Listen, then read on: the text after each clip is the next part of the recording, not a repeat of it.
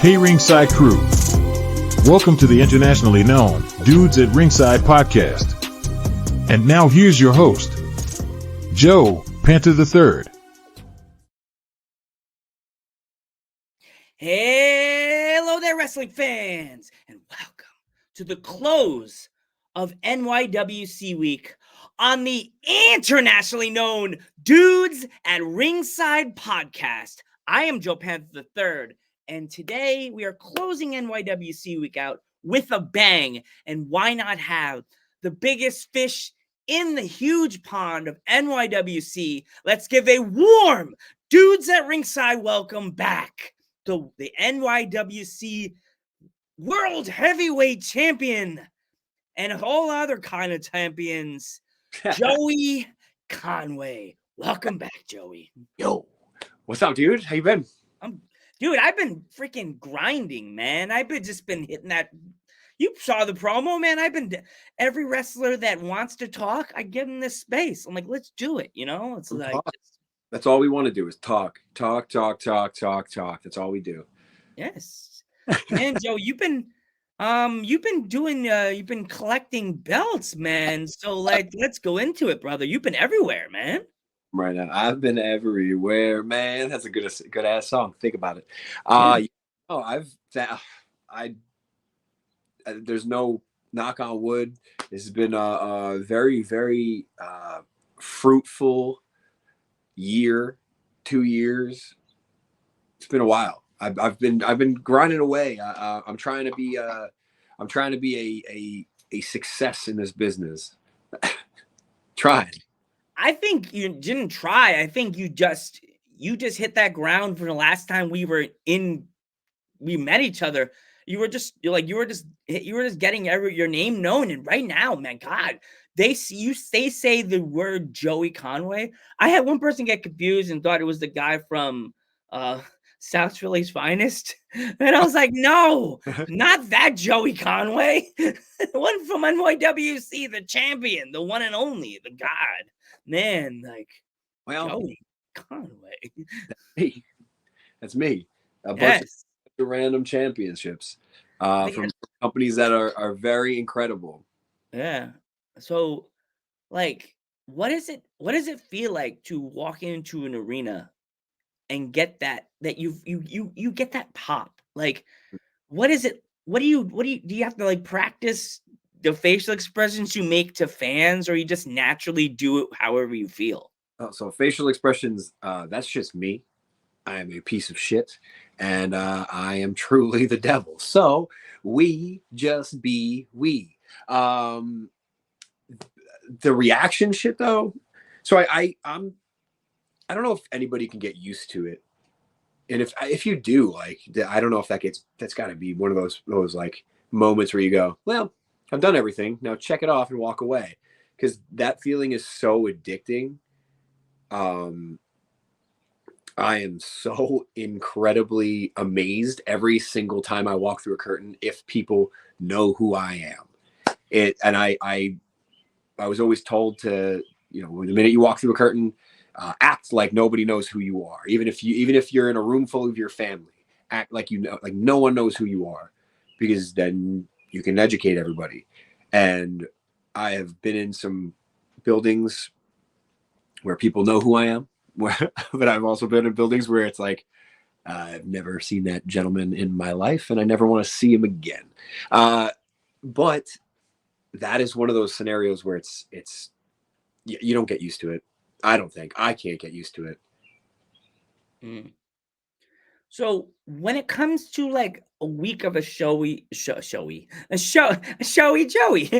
week for a show for you, do you have to was it the training you're training for you? Is it more weights? Do you have to do cardio? What is it like? What is your schedule normally like? I don't change my training at all.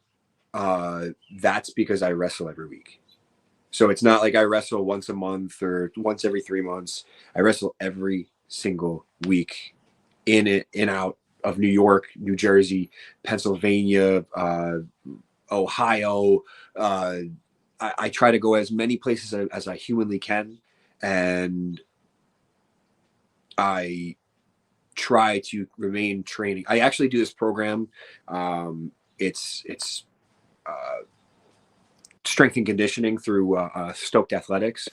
A lot of people do it from wrestling, from in the business now. It's a strict like program devoted to people that are in the business, knowing that we get beat up, knowing that we have days when we can't stand up because we had an hour-long match where I just got my ass kicked for 45 minutes of it. So there's programs out there for that specifically. So I don't really change my training in that sense. I continue to do the same 3 days, 4 days a week in the gym, and I training 3 days a week in the ring. Mm. So yeah, like when you travel, do you have to like pack you eat the breakfast at home and then you pack up like a lunch and dinner, or do you just like pack a lunch and like find wherever you're going to eat? Like, I'm really bad with that stuff, and I always have been. So like, if I'm good about it and I'm like really on top of it, and it's something I'm like ahead of schedule for, uh, I pack a lunch. I'll eat a breakfast. I'll pack a lunch, and then I will usually forget to pack a dinner because I also just don't like the idea of something sitting in a cooler bag for prolonged periods of time. So like from breakfast to lunch is fine for me, but breakfast to dinner sitting in a cooler bag seems a little bit strange. So I'd rather wait till after I wrestle. I'll usually snack beforehand, have a shake, and then I'll wrestle, and I'll eat right after I wrestle. I'll find a spot, which is sometimes hard because if you're leaving the building a little later, I never leave a building early. I try to stay to the last match, which sometimes is me, which is the best spot to be on a card, I think. But I'll have to leave late, and sometimes you get stuck with shittier options like a Wawa, which you can find options there. And honestly, at that point in the day, I have probably expended a shit ton of calories throughout my match and throughout in general warming up my match, post match, not eating, still basically calorie deprived from lunch. So I could eat a Wawa. At least that's what my brain says I could do. So like, we usually have to find something late. It's usually like an Applebee's, a Wawa, or something like that. But I don't mind that shit at all. I like that shit. It's good. It's delicious. Mama Panther, she totally got my dad and I obsessed with like Wawa. Like we'll be going to PPW, and my mom's like, "Well, if you don't want to eat at the Slatington Expo Center, you can always just go to the Wawa. It's right there on the throughway going toward Allentown." And I'm like, "Dad, you want?" He's like, "No, I'm fucking waiting till we get to the Expo Center, and there's fucking food there." They got everything there, Joe. You'd freak out. They have gyros, they have tacos, they have chicken. They got, oh my gosh, it's everything. Oh, Italian food, pizza. That's the best. If I don't have to leave the building after I wrestle and just eat quick. Yeah. Gyros are pretty good. Pretty good. Yeah. I had gyro. I had a gyro. I thought it was gyro fries, and I got it, and there was like the gyro wrap, the actual gyro wrap with the meat with the French fries inside of it. Oh, whoa, that's awesome. Right? This place at Rutgers, like by Rutgers University.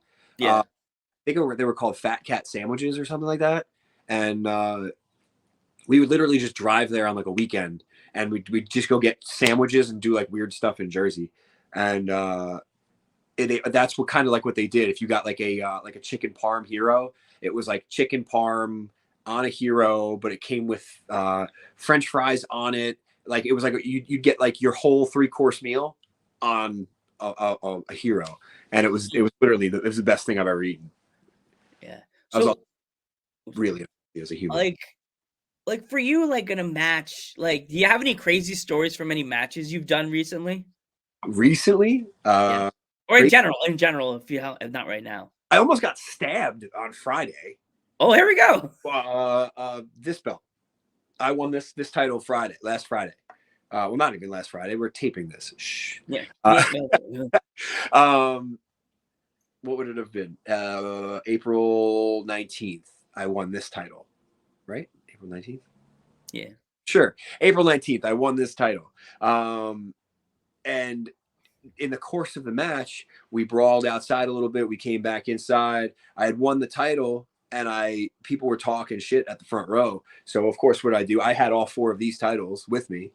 So I literally just dropped them all and walked up to the guardrail and started talking shit. Little did I know, at the corner, this side, there was a kid sitting there with a knife out.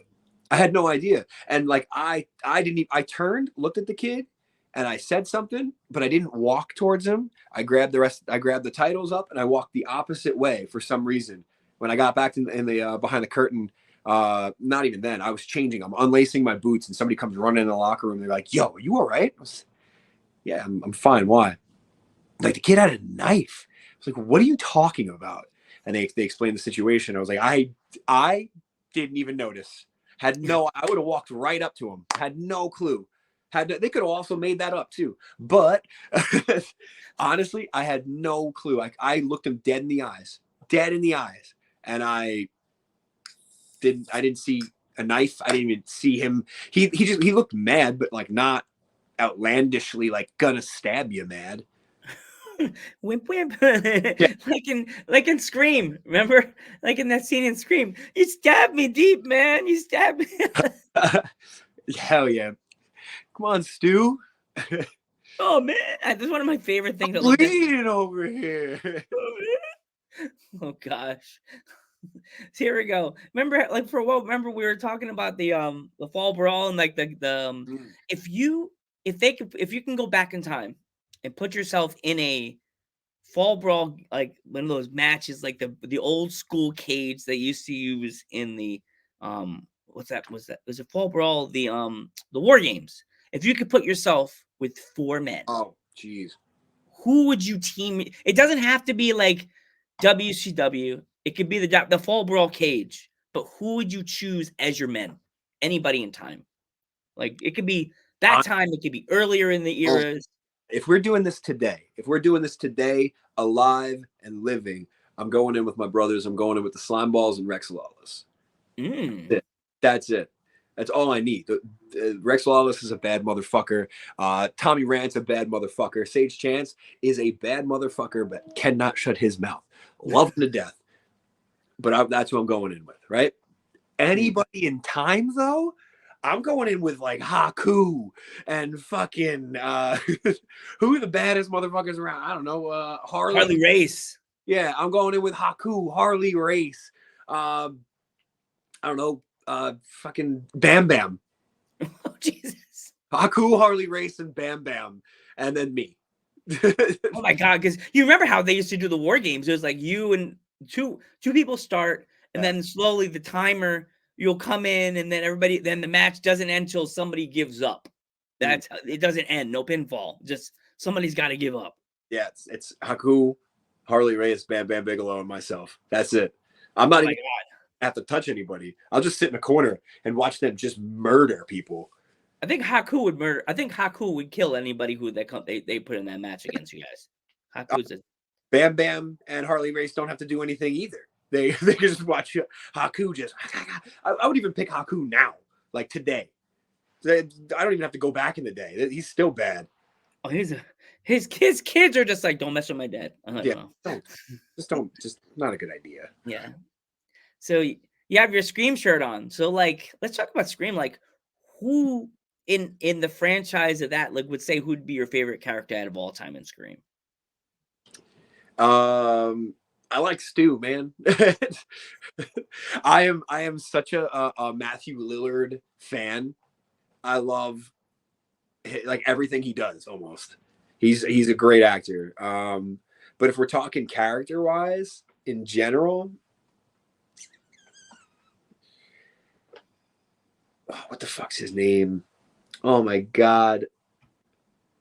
I love Jamie Kennedy.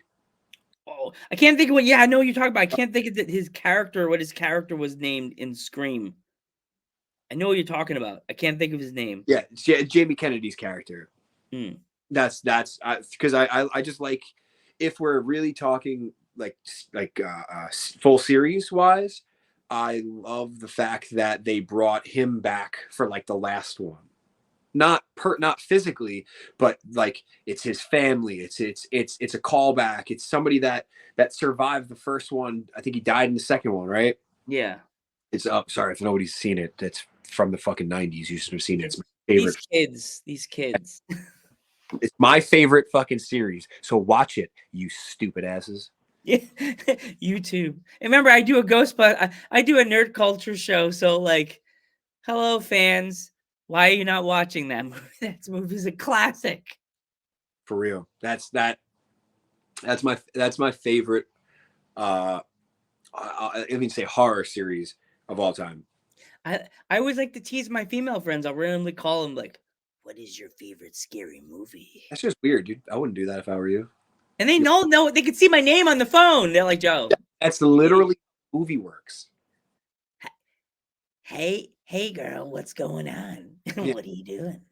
Yeah, you sound like the people that you don't know as well. Then I get blocked. Just kidding. Hey Patricia, your kid's not home. I know. He's in Long Island. Oh. And my dad's like, you're an idiot. Dad, stop it. Jesus Christ. So, man, Joey, let's talk about NYWC. Let's talk, because like you've been there for like how long now? You've been in NYWC? You've probably been there since like. Let me grab this thing here. Let me just grab this thing. That beautiful belt. That is a nice belt. At a whole NYWC week, and you finally get me. It's only fair that the person that everybody's going to see in that show, yes, goes you the belt. Yes. So, like, for my internationally known fans that are watching this podcast that are like in England and over the seas that are not familiar with NYWC and what it means to you, like, let's talk. Like, all right, like, so let's talk NYWC. Not know what NYWC is, you should look it up. This company has been around for 20 years. It's produced some of the best talent that you all know. If you know wrestling, you know these people. You know Zack Ryder, Cardona, Kurt Hawkins, Tony Nese, Trent Beretta, John Silver, Alex Reynolds, Mike Mondo, Willow Nightingale. It's produced Alex Coughlin. NYWC produced TV stars that you all know. Most of them have held this title. None like me. And that's the fun part. Everyone gets compared. Now I'm going to get off in the weeds here because everybody gets. I had this whole conversation yesterday with somebody at this company. Everyone gets compared to places, and I train here. This is also a school. It's an incredible school. Obviously, it's produced some of the best freaking wrestlers on the planet. It's from Mikey Whipwreck. He's the one that basically signed off. He was the original person that signed off. He's still there. He doesn't train there as much, but he does do our shows every month. So what I was saying, when you train somewhere, you get compared to people that have trained before you, right? I've trained at NYWC. I've been there for 11 years. 10 years. Sorry, 10 years. I started at NYWC. I started training at NYWC. I have never been compared to any of those people I've listed. That's a good thing, because I'm holding this, I'm holding that, I'm holding that, I'm holding that. I'm traveling the world wrestling, and I'm still not compared to the people that are on TV, and that just means I'm different and better than them. I want to fight every last one of those people so bad. I've already beaten Willow Nightingale, so that's off the table. It doesn't matter. Oh wow. Yeah, I beat her for the Fusion Championship, another championship that I don't have currently, but I think it's good. I remember when you had it. Good. I was a good champion. I was a good Fusion champion. You were hoping to be a very good NYWC heavyweight champion. You have, man. Like you've list the people that you've demolished in your reign of terror being a champion. You know, beat the shit out of Big O. I beat the shit out of Rex Lawless. Again, one of my best friends. Who did I beat the shit out of? Joel Maximo. beat the shit out of him. Who else? I can't remember right now. I think that's it so far. I think I haven't had it very long. Only won it in November, and then I had to fight Big O and Sal for like 2 months. Oh, Sal jeez. sucked. Every time they literally kept reenacting. They're like, "We want our rematch. We want." I was like, "You guys really? Come on! If I would have been champion and I would have lost, they would have been like, "Yeah, we don't do rematches anymore. That's just my luck." Jesus. You would have had to find your way in, like, okay, I guess I'm number one contender. No, you're not. Yes, I'm number one contender. What I did to get in this position, be the best wrestler they fucking have. Yeah. It's infuriating. So have you ever did you ever sit back and think like, wow, look at where I am now from where you started? Yeah, of course. You know, I go on podcast after podcast and I mentioned that I was a shithead back in the day.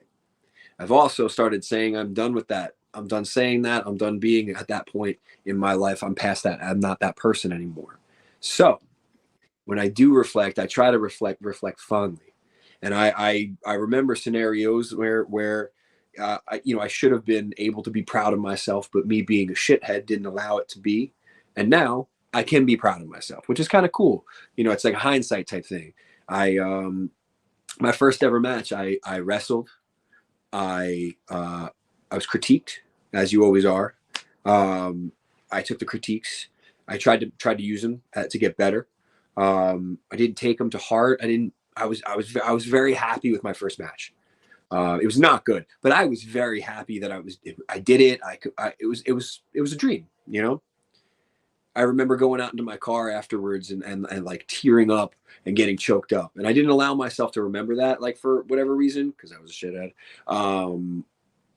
And recently I started thinking back. I'm like, man, because I try to remember so many different matches from back 9 years ago, 8 years ago, 10 years ago.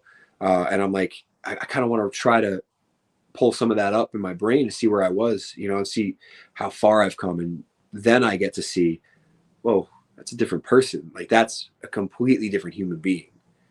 And that's where I like to be. I don't like being complacent. I don't want to be the same person. I don't want to be that person that you saw 10 years ago and you come back because, you know, I don't know, your friend's doing it again.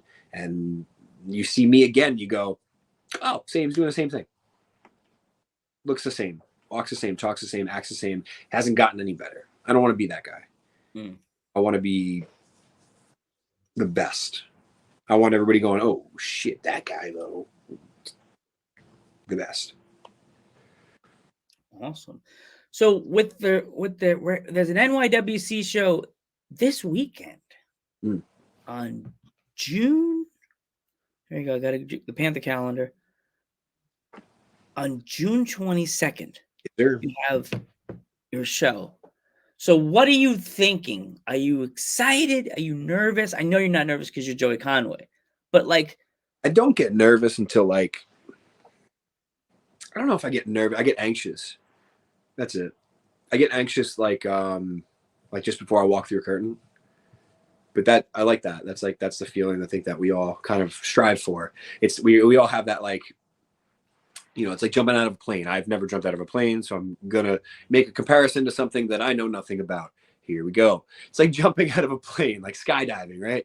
I assume that when you skydive, you never get past the anxiety of jumping out of a plane. I can't see you getting past that. So it's the same thing for wrestling. And, you know, I hear a lot of people always say, like, if I don't have that feeling, I can leave. And that's probably where it's probably a valid thing. But I get that feeling every time before I wrestle. Yeah. That's the only time I get nervous, though. But all leading up to it, it's all excitement. It's excitement. I'm thinking about stuff. I'm trying to find out ideas and trying to learn about who I'm wrestling. If I don't know them, then I'm watching a shit ton of their stuff. If I do know them, I'm watching some of their older stuff as well as their new shit. Like I wrestled PJ Savage like 200 times in the last year. Oh, geez. We wrestled in Puerto Rico. We wrestled in New Jersey. We wrestled in New York. We wrestled on Long Island. We've wrestled, you name it, we've been there. Oh God, we've beat the shit out of each other all over the freaking continent. It's hilarious. BG Savage is a good dude. He's a piece of shit. Yeah. He can't beat me for this title, and then he tried to beat me for this title. Oh yeah, he add him to the list. I beat PJ Savage. Add him to that stupid list. For this. But I wrestled him all over the place. So when I know I'm gonna wrestle him again, I watch his old shit. I know his new shit. I've wrestled him, his new shit. I watch his old stuff. And when I look at his old stuff, I try to find holes in that game that he fixed. You know what I mean? I'm trying to find different ways to come about people. And that's cool, like strategizing. You know, I enjoy that. That's part of wrestling. Because I'm training, I'm in the ring training at least. I'm putting this off my shoulder right now. It's very heavy. It's a nice. I can't wait to come to the show and actually add that to my belt collection of belts that I've taken pictures with. But I'm probably gonna get hit in the head with it. I already know. You're not gonna touch this thing. I'm gonna put it down. Sorry, I'll pick it up in a minute. It's just heavy on the shoulder, just sitting there. Looks heavy. So like I'll watch his old shit and I'll try to find stuff and I'll just go back to the whole thing. I train 3 days a week, at least at ring. And I'm always trying to work on new stuff. So I'm always trying to figure out, all right, I had this conversation last night at training with one of the newer students. I still go to training every week because I know there's holes in my game that I need to fill. And I know there's things that I'm not the best at. So you know, when I wrestle, I hide those weaknesses, but I accentuate the positives so that you're getting the best version of me. You know, I'm not going to do something that I don't feel I'm the best at doing it. So that's what I train for. I literally go into training every week and I work on drills after drills after drills. Whatever the students are working on, whatever the coaches want to put in there, I do the same shit every single week. And I hate when people like Tara Calloway. I don't hate her. She's the best.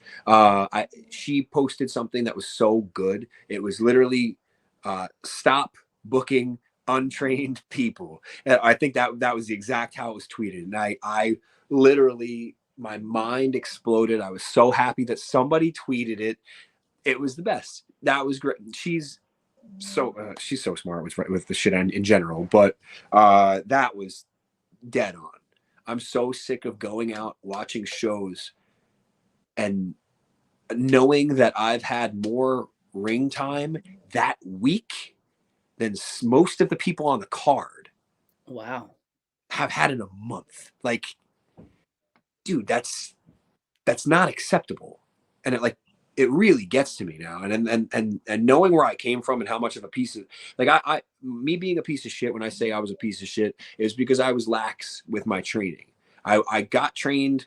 I had a few matches, and then I kind of started fading out of training into wrestling more matches. So I got lazy on the training end, and I got bad habits. That's why I say I was a piece of shit, because I formed my own bad habits because of not training.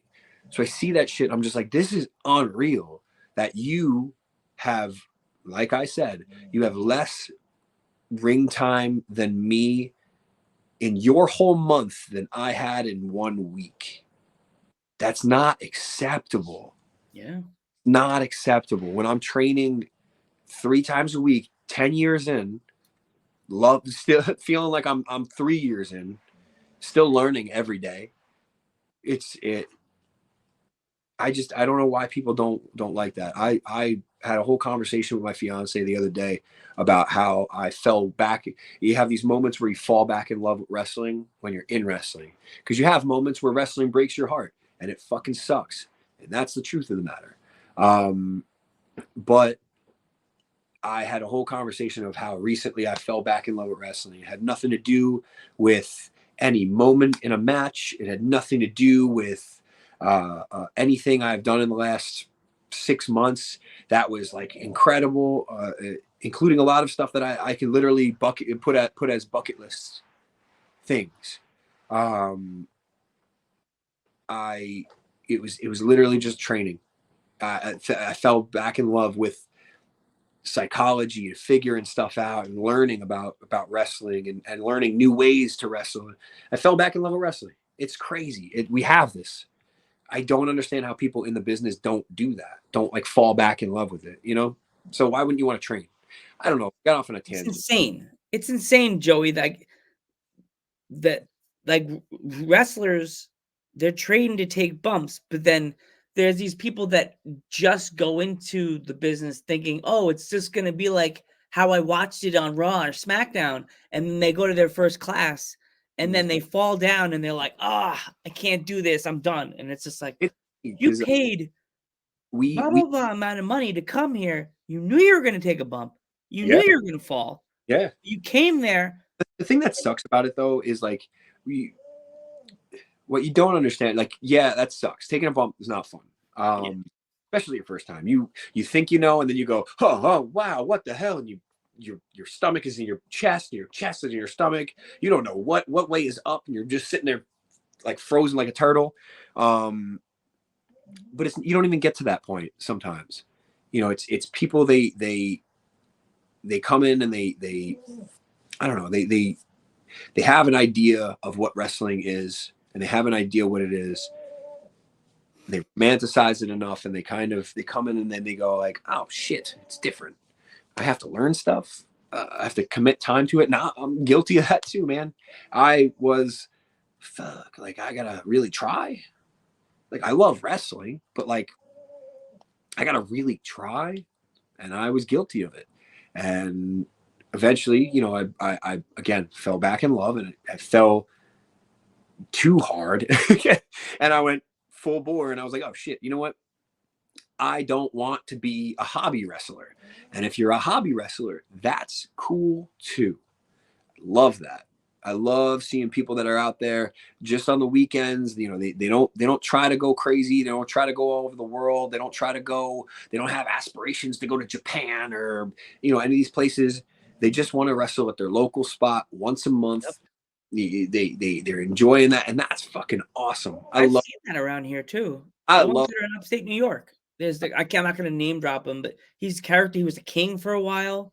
There's a lot of shit, man. There's a lot of great wrestlers out there that are just those people, and I love that stuff. I wrestle those guys all the time. They're great. Some of them are not. However, you know, like, if you want to do that, that's great, but understand it. You know, like, understand that that's what you want to do. There are people that want to do that, but want to have or pretend to have the mindset of somebody who's trying to do this as a career, or is currently doing this as a career, who's traveling the world and working their ass off just to do that. It's a different level. That's great if you want to do hobby stuff. I applaud you for that. That's great stuff. I probably sound like a dickhead. That's so funny. I applaud you. It's No, like Mean Girl style. I applaud you, but I used to get like upset when people would shit on people for doing that, and like, that really bothered me, because I wasn't one of those people that dove headfirst into wrestling, and I wasn't something that took over my whole life. So I still had, like, you know, outside world stuff. I would not try to get booked every weekend. Like, I was trying to have fun. I was trying to have fun with my friends and wrestle and do this hobby thing. And I got shit on for it a lot. And I don't know, man. I always kind of resented that. And I always kind of resented that was a thing that people would do, that they would shit on people for trying to follow a dream, even though their dream isn't like your dream. You know, like, you know, if your dream is to main event WrestleMania, that's cool. But like, if your dream is also to just main event the Elks Lodge, like, why is that not cool? You know, like, yeah. that's why I say I applaud that. Like, that's fucking sick, especially if you understand it. If you understand that, like, your dream is not, I want to wrestle in fucking Madison Square Garden in the main event of whatever show it is, or, you know, whatever it is. Then if you understand that, like, that's not your dream, that's sick. I love that. That's fucking dope. Because now you're ahead of a lot of people in life, in just life. Because some people fucking don't realize that their dream is Simple enough to get to. Just fucking do it. Yeah.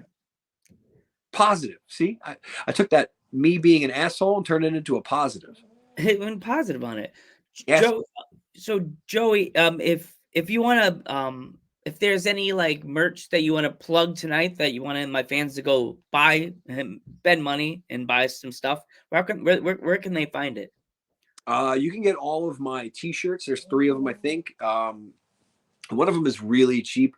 I was running it as an online exclusive. It's at prowrestlingtees.com/Joey Conway. I was running it as a online exclusive. It's going to remain the same price online because they charge shipping and stuff, and I don't, because I have them with me when I go to shows. But if you can get them for me from at a show, cool. If you can't, it's cheap online. Cheaper than most shirts. I think it's like $16, $15. Other shirts that are $20, and they're on Pro Wrestling Tees as well. If you want an 8x10 or I got my merch bin stolen recently from a show which had all my 8x10s, my baseball cards, my a bunch of other cool odds and ends. Those were all gone, which sucks. So I'm replenishing now. But if you want 8x10s, you can just find me on Instagram, Twitter, Facebook, whatever. DM me, and we'll come up with a way to get it. Get it out to you. I'll send it out to you. I'm trying to drop a couple of different things this year. I want to do like a hockey jersey and like shit like that. Ooh. I'll end up making a big cartel at some point, which is that sounds sick. A hockey jersey. Yeah. What would it be like? Would it be like your face with the beard coming out of the bottom of it? No. I don't want to talk about what it would be yet. Okay, no. Sorry. But it's not that. It's cool. If you didn't know, I've always loved merchandise, which is funny because 2 of my shirts have my face on it now. I always liked wrestling merch. When you were out in public, you couldn't tell if it was wrestling merch. You couldn't tell if it was a band tee. Is it wrestling? Who is it? What genre? I always liked that type of merch. So I like to produce that type of merch so that when you go out and you go to the mall and you wear one of my weird shirts that have my face on it now, you don't know if it's a band t-shirt or if it's a video game or a wrestling or if it's whatever it is, movie, I don't know, who knows, comic book, anything, could be anything. I always like that. So like the hockey jersey, it came about because I was actually wearing a Conway Mighty Ducks jersey one night, and I really liked wearing the jersey, and I was like, man, this is funny. It says my last name on it. It's not my jersey. It's from it's from a movie. It's it's just like all these weird things, and I realized like it's also still their logo. Like they used that logo in the NHL for I don't know, like whatever throwback type jersey a couple years ago. And I was like, that's good merch. I was like, oh, wait, what if I made merch like that? So I want to make something that is not like merch. It doesn't come off as merch. It's cool, though. So it's not going to be like me going with a hockey jersey, hockey stick. So, Joey, I want to thank you so much for coming on the podcast. It really means a lot to have the champion of NYWC to help me close out the week. I look forward to seeing you at the show. Hopefully you don't forward to seeing you ever. Yeah. I don't like you. I'm happy you let me interview. Yeah. I could talk my shit because it's over. You're an idiot. I'm so happy you're coming to the show so I could just throw a beer in your face. Awesome. That's gonna be so much fun. Yeah. Bring your dad. I'm Joe Panther the Third. Excuse me? Your turn. I said, I'm Joe Panther the Third. Nobody cares about you. I am the cause of it all, Joey Conway. I am as above. So be. And we will catch you in the next one.